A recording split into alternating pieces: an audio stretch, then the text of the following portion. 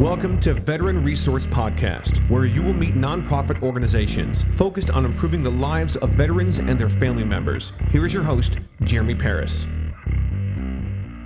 Welcome, everybody, to episode 23 of the Veteran Resource Podcast. I'm your host, Jeremy Paris. Today's guest is Dedira Stevens with Music for Vets.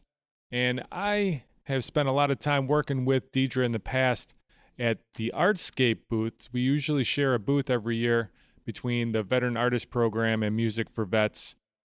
We're going to get into a lot more of that during the interview to find out what she has going on with the organization. But first, I wanted to read off a couple of the reviews that came in. Uper Smith says, "Thanks for your service. I'm a vet too, so I understand the maze we face trying to navigate all the different veteran organizations. Thanks, Jeremy, for helping and continuing to serve those who served." And E2L19 says, "Kudos to host Jeremy for putting out this valuable information. Actionable and easy to digest information. Thankful this podcast exists. Highly recommended." And Slapshot J says, "I love this show. As a veteran of the U.S. Army, I love seeing what you are doing, and thanks for sharing it in your podcast. Kudos." Thank you very much for those reviews and for all of the other people that have been reviewing the show. We're up over 105 now. That's awesome. And if you have not left a review yet, I invite you to go to veteranpodcast.com/iTunes, where you can leave a review for the show, and we'll be reading it on a future episode. Dedira Stevens, Music for Vets. Dedira is excited to be living her dream of owning her own nonprofit organization. The idea came out of her love for music and her mission to make a difference here in the United States with our youth. Music was a very important part of Dedira's school experience, where she played in her high school marching and concert bands. She started by playing the flute and ended up playing the sousaphone and tuba. She didn't realize at the time how lucky and blessed she was to have that opportunity as part of her school experience. Dedira's goal now is to work with musicians, community leaders, businesses, and schools to help provide as many instruments and supplies as possible to the classrooms and to our nation's veterans. In Dedira's former career, she worked in baseball, Orioles, Mets, and the Bowie Baysox, and then spent a few years doing marketing in corporate America. She is also on the board of directors for another fun organization called Mammojam and volunteers every summer as a camp counselor for the Mid-Atlantic Burn Camp. Currently, Dedira works at the University of Maryland School of Medicine and just finished her master's in nonprofit management at UMUC. All right, let's jump right into the interview with Dedira.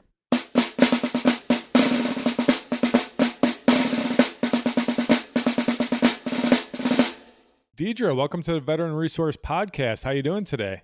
I'm great. Thank you for having me. How are you? I'm doing awesome. It's been a while since we got to hang out at one of the Artscape booths. This is true. We missed each other this year.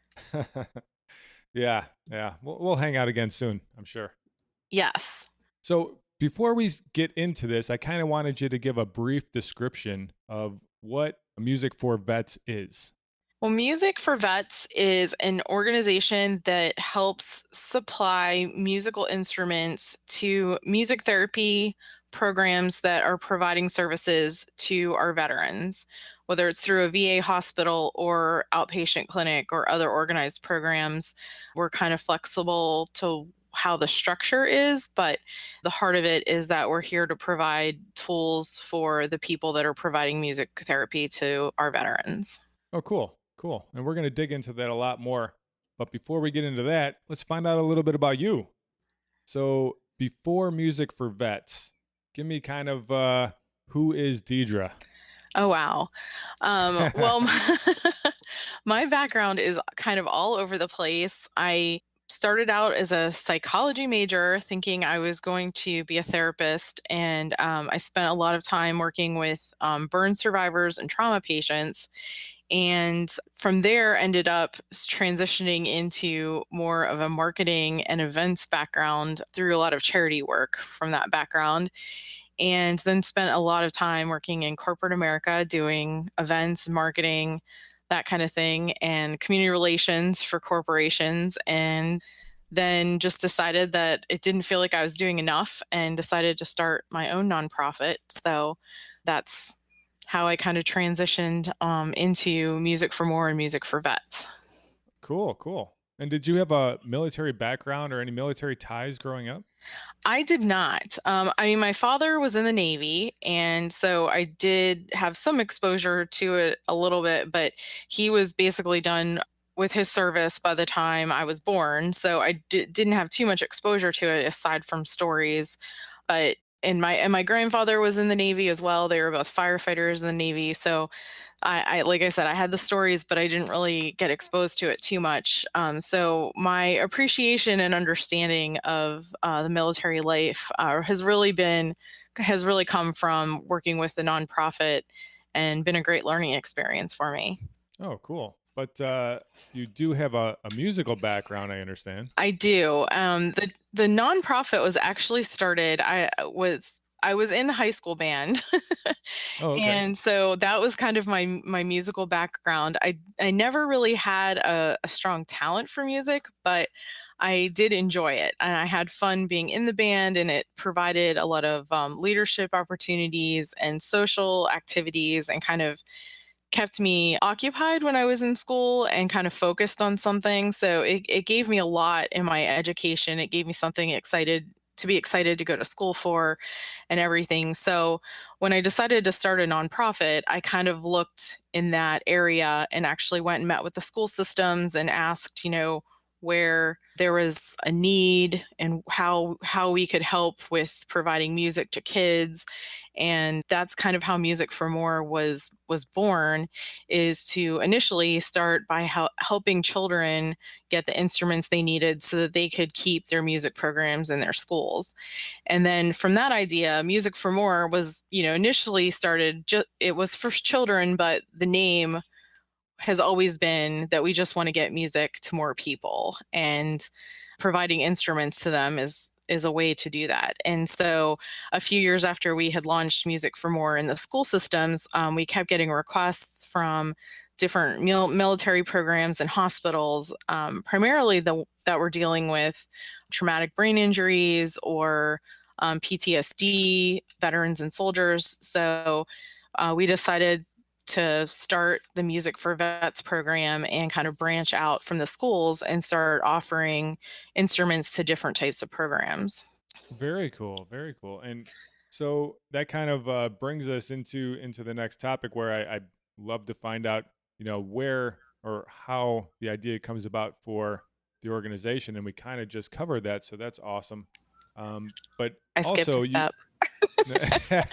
no, you're fine. We're gonna let this conversation go any direction it wants to. So, Music for Vets, that program, you said, just kind of happened through people getting in contact with you and telling you that there was a need. Yes, we had like a wait list. Anytime anyone contacts us and asks for a donation of instruments or tells us about the program, we kind of track who's finding us and what's kind of needed out there. And I just saw a pattern of an increase of asks for just from individuals and from organizations that were asking for veterans programs. And then the opportunity arose for us to partner with a company that really wasn't appropriate for us to match up with school systems and kids. And so we jumped at the opportunity to kind of use that as a springboard to launch this program with our veterans. And it really opened a lot of doors for us and helped us, realize what a huge need there was out there, and look at the landscape for this growing treatment for veterans. I don't think we had any idea what we were in for when we decided to start this. We just knew there was a need for it and decided that we wanted to start filling it. And so many people are doing a lot of research on the impact of music therapy on veterans right now. And it's such a hot topic because people are looking for different types of therapy to help treat PTSD and traumatic brain injuries, that it's growing every day, and more opportunities for us to help in different places across the country are just increasing constantly. Are there a lot of other organizations? Because, like you said, music therapy is getting really, really big, and I imagine that's because it works. Are there a lot of other organizations, other nonprofits that are contacting you and wanting to team up in any way?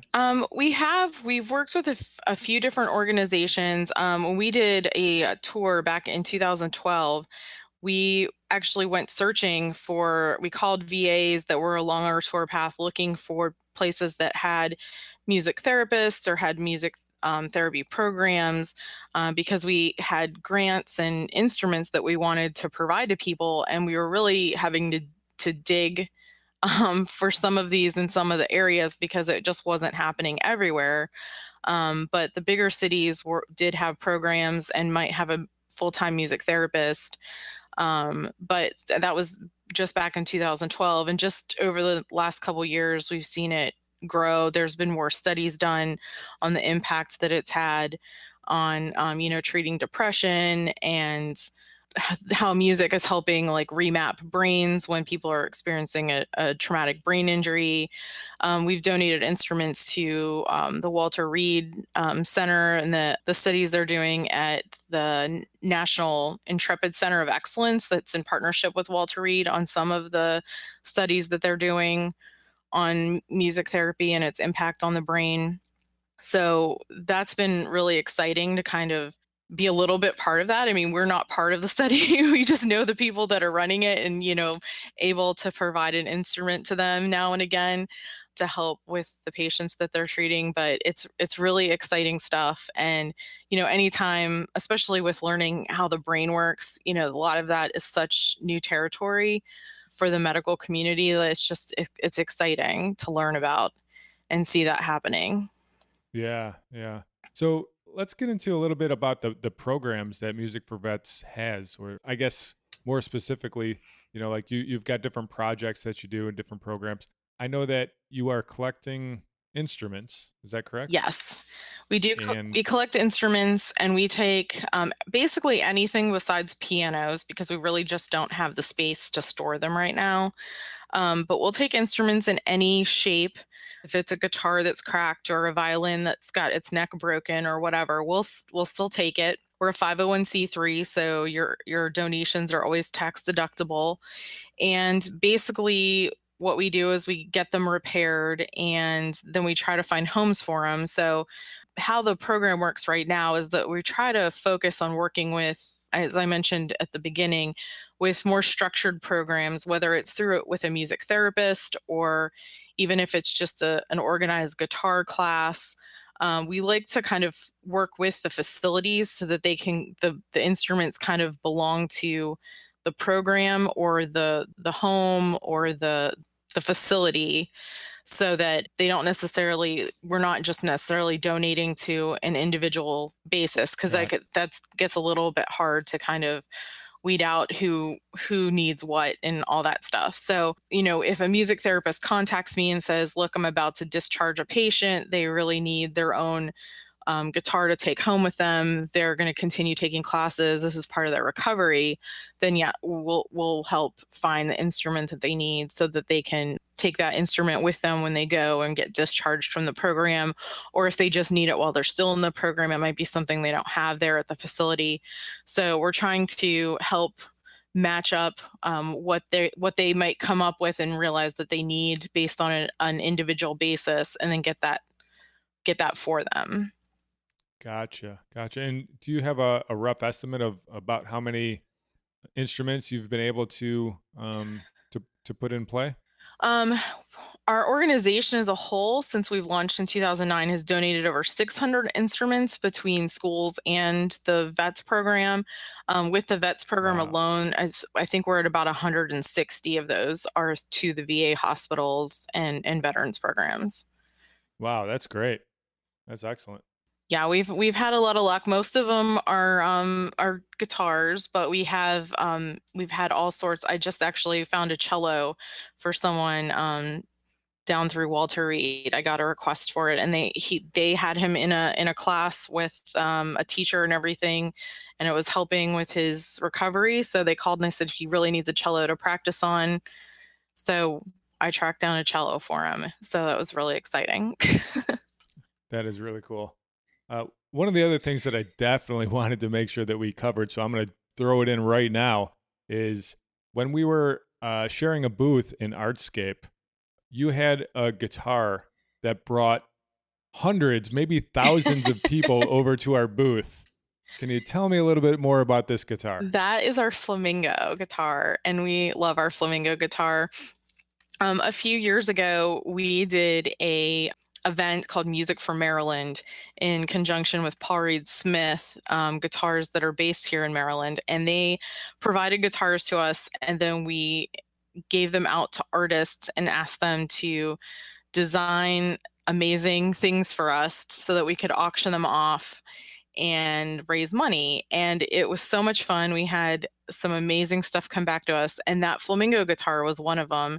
And it's this awesome guitar, and it sits on a stand that looks like his legs, and he didn't finish it in time to get in the auction, and it came in afterwards. And so we've had it for sale, but we love it so much because it just pulls people into our booth and really draws those musicians that want to hear more about the program over to talk to us. And so I'm going to be kind of sad when and if we do actually sell it, but we love it. And I think we're starting we're getting the wheels turning right now to do the guitar auction again next year. So with our guitars now, that's actually, we do that with new guitars too, and that's the plan for the event next year. But we also have a ton of stuff. Like I said, we take donations in any shape. So when the stuff comes into us and it's kind of beyond repair, that's what we do with it. We give it to artists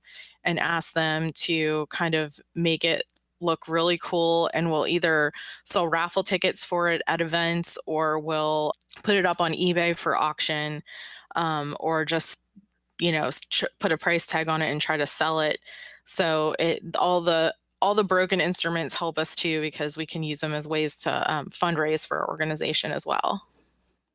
Yeah, that was so cool when people would come over, because you've got musicians that saw the guitar and they would make a beeline over, thinking like, wow, that's really cool that somebody made art, that looks like a guitar. And then they get up there and they're looking at it, they're like, wait a second, this is a PRS. Yes. This is playable. Oh my God, this is awesome.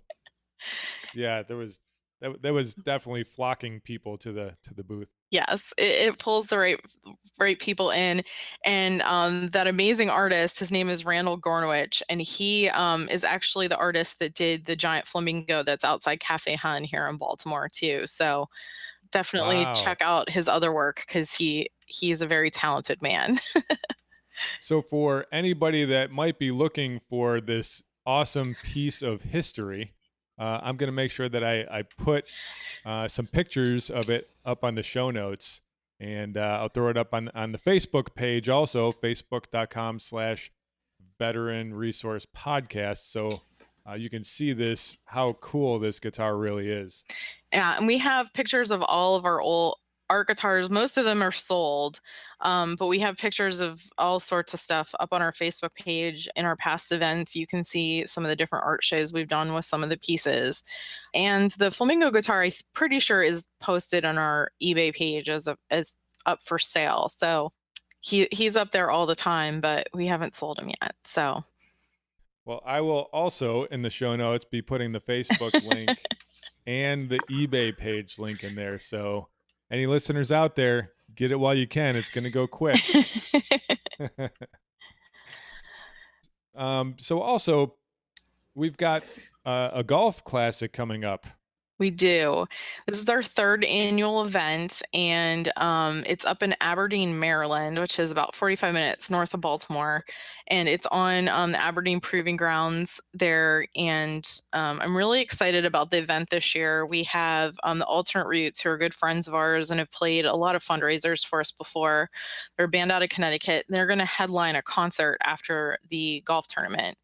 And all the proceeds from the event will benefit our Music for Vets program. So it'll help us to keep providing instruments. And then we're working really hard to try to expand that program a little bit, where we can do some concert visits to some of the VAs and maybe schedule some songwriting clinics with the VA hospitals here in nice. Maryland. And if that goes well, then we want to expand that to some of our other locations that we work with across the country. So Very cool. And so are there still openings for the golf tournament? yes, there's still room to golf, and we still have a Nice. few whole sponsorships left. So the sponsorships are only $300.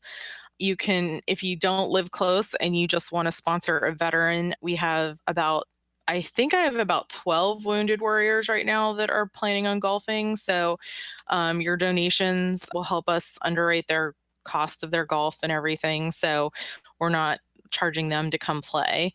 And so all those opportunities are available on musicforvets.org. And that's music, the number 4, vets, VETS.org. Excellent. If anybody wants to come out and golf, I'm going to be there golfing as well.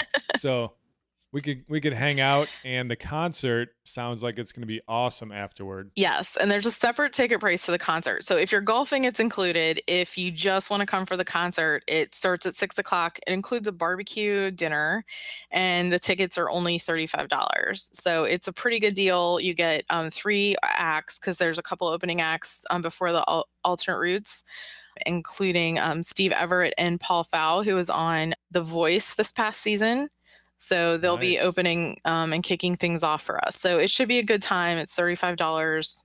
It'll go from like about 6 to 9:30 probably. Steve Everett's also very awesome. One of my favorites. Oh, that's right. You've seen Steve. Yeah, I saw him. He was really cool. In fact, my daughter is a big fan of Steve Everett as well. Nice. I have the CD, and she listens to it in my car all the time. That's awesome. Yeah, very cool. What about you? You said that there were sponsor spots open for that as well, right? Yes. There's still some bigger sponsorships available too that are open. We're looking for a sponsor for our hats, and then we have the whole sponsorships, which is the signage on the different holes. I think we have like 3 of those left. So, and those are only Excellent. $300. So anything you can do to help. It's just the 3rd year, and we're gonna probably triple in size this year from last year. So that's really exciting for us. It's kind of been the little event that could. It was started by one of our awesome volunteers, and we've just been kind of growing it a little bit every year. So we're, looking for new partners and more golfers to attend for sure. Awesome. So aside from the golf, aside from the concert, how else can people get involved with the organization? Well, just getting the word out, or if they know of programs that need help, putting them in touch with us is a big way because, a lot of the times we're actually out looking for programs to help because they don't know we exist. So I do a lot of cold calling to VA hospitals and programs. They can also donate instruments if they have them. You can ship them to us at our PO box, or if you live in Maryland, we have, or DC and Virginia, we have drop-off locations where you can just drop stuff off. You can print the paperwork off of our website, which is all in the About Us section of the Music for Vets page that I mentioned earlier. You can donate money. That always helps. It usually costs us about $100 per instrument that we get donated to get it functioning, whether it needs cleaned or repatted. We do have volunteers that help us do all that stuff, but we still have to buy parts to do it, or, it still requires man hours to clean and get that stuff working again before we can donate it. So host a fundraiser for us, or refer musicians to us that are interested in doing concerts or teaching a class or anything like that. So, there's numerous ways for people to help us out. Oh, cool. So I could set up a concert and have some musicians come out specifically for having the money come to the organization. Yes. We've had people do house concerts. Wow. Where they've just had a local musician come do a concert in their backyard and then charged like an entry fee, and maybe given some to the musician and some to the charity. We've had musicians do online concerts to benefit us through some of the websites like Stage It or Concert Window. So, if they've had a band, they've just hosted the show themselves. So we've had people help us out in a variety of different ways. And if you want to help and you're not really sure how, you can always just call us or email us. I'm happy to brainstorm some ways. on how you might be a good fit to our organization. Excellent. And one more question before we get into the final three. What plans do we have for the future of Music for Vets? Well, I had mentioned the tour that we did a couple years ago before, and we are definitely trying to do that in 2016 again. That allowed us to kind of concentrate all our donations and actually take one band on the road and go visit numerous Army bases or all sorts of kind of bases, but not just Army, VA hospitals, outpatient clinics where we went and did performances and kind of met some of the people. We met the music therapists. We did the donations along the way. And during that tour, we donated about 100 instruments alone just on that tour. So, and that was the thing that kind of kicked it off. And we haven't done one in a couple years. And so 2016, we really want to do a tour again. And so we're looking for sponsors and partners to help us fund it. We're still working on the musical partner that is interested in doing that kind of project with us. So, but that'll be coming up, I think in April or May is when we're looking to do that for 2016. Oh, great. Looking forward to that. Yeah, it should be a lot of fun because they do concerts both like with the veterans during the day, and then usually we host shows at some of the local music venues at night to help us raise money for the charity too. So it's a little bit of both, visiting the veterans and doing some public outreach to let people know what we're doing. Awesome. So if there's, are you trying to recruit a band for this? We have a couple people in mind, but we're always looking for other musician suggestions that want to work with our veterans and get that kind of exposure. So, yeah. Excellent. So if you got a band out there, you want to help out, you want to have some fun, give Dedira a call. Yes, please. All right, Dedira, I think we're getting ready here for the final three. Okay. Anything else you want to cover before we get into it? Nope. I'm ready to go. All right, here we go. Question number 1. Who would you like to hear on a future episode of Veteran Resource Podcast? Well, I did some research on this because I had a couple in mind, and then I had heard about a couple other organizations. So I did kind of a mix. So the first one I know we've talked about before, it's an organization called Guitars for Vets. And they their program's a little bit different than ours in that they actually work with volunteers to go teach lessons to veterans. And once the veteran then completes, I think it's 10 lessons or however they have it structured with that particular location, then the veteran gets gifted with a guitar. So we have donated guitars to their programs for them to use to gift the veterans at the end of their program before. So that's how we've worked with them. But I think they'd be a great organization for you to interview. Awesome. Yeah, that would be. The next one, you'll get to meet some of them, people involved in this organization at our golf tournament. It's called the Salute Military Golf Association, and their mission is to provide rehabilitative golf experiences and family-inclusive golf opportunities to post-9/11 wounded warrior veterans. So we actually have a lot of our wounded warriors that are coming to golf in our tournament. We reached out to that organization and invited them to have some of the people involved in their program to come golf. So I'd love to learn. I'm looking forward to learning a lot more about that organization when we get to meet some of the people involved in it. Excellent. I'm looking forward to that too. And the final one is, I'm being really greedy because I had a lot to share with you, but I just heard about them. I don't mind at all, Dedira. I don't mind at all. I just heard about them yesterday, or we were at Hot August Blues, and I was talking to a veteran, and he was part of this program. So I'd love to learn more about them. It's called Troops to Teachers, and it is actually a program managed by the Department of Defense, but it helps transition soldiers into becoming teachers in public schools programs and taking their leadership skills and knowledge and kind of focusing it on helping the youth. So I just thought that sounded like an amazing program, and I'm sure that there could be some music teachers that come out of that program too. So I thought I'd share that one with you as well. Excellent. Thank you very much. I'd love to talk to all three of these organizations. All right, question number 2. What upcoming project has you fired up right now? Well, the golf tournament, because it's fast approaching, and the tour. We loved going on tour. I love being on the road, and I love the intensity of going from one place to another. And I really just love the chance of getting out there and meeting the people that are benefiting from our programs and getting to talk to them. So that's kind of the next on my list to dive into as the golf tournament ends. We'll be working on the tour and finding who's going to get donations and what cities we'll be visiting and all that good stuff. Oh, very cool. I'm looking forward to seeing that. I might have to jump out and visit some of those cities myself. There'll be a few close by, I promise. Oh, good. Yeah. Good. We'll hit all the VAs that are local here in Maryland, because that's kind of a given, that since we already work with most of them.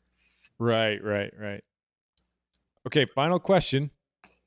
If you woke up tomorrow and found out that somebody made an anonymous donation of $10 million to your organization, what would you do with it? Oh my goodness. First we would hire some staff. This charity has been going on a very strong set of volunteers for a few years, and we're in that transition right now where we're trying to raise the money to hire an executive director and a development person to kind of really help take us to the next level. So that would be first and foremost. We would hire some help to help us really accomplish some of the stuff that we want to do.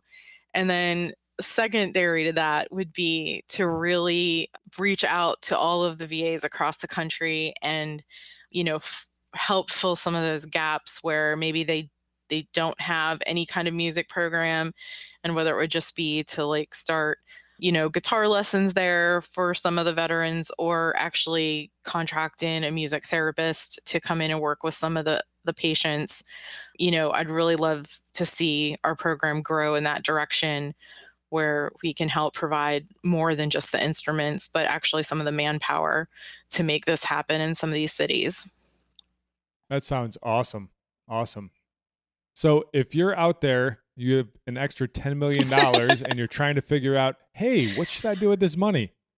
You just heard what Dedira is going to do with it. So if you wanted to reach out to her, or if anybody else out there wants to reach out to you, Dedira, what's the best way? Well, our website is Music for Vets. Music for More is the host charity website. So that's music, 4, MORE.org. And all of my information is on there. Our phone number, email addresses.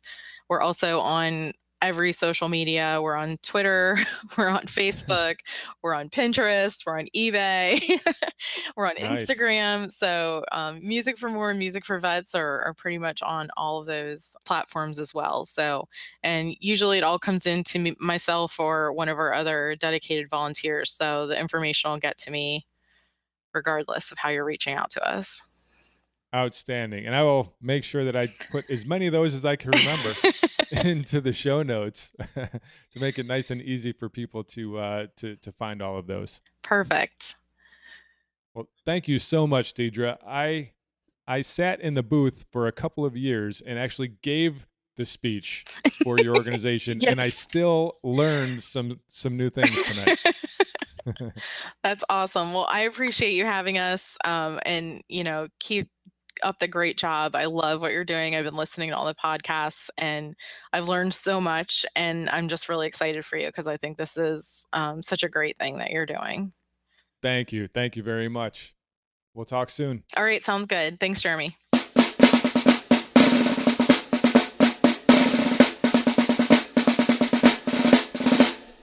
That was an awesome interview with my good friend Dedira Stevens with Music for More and Music for Vets.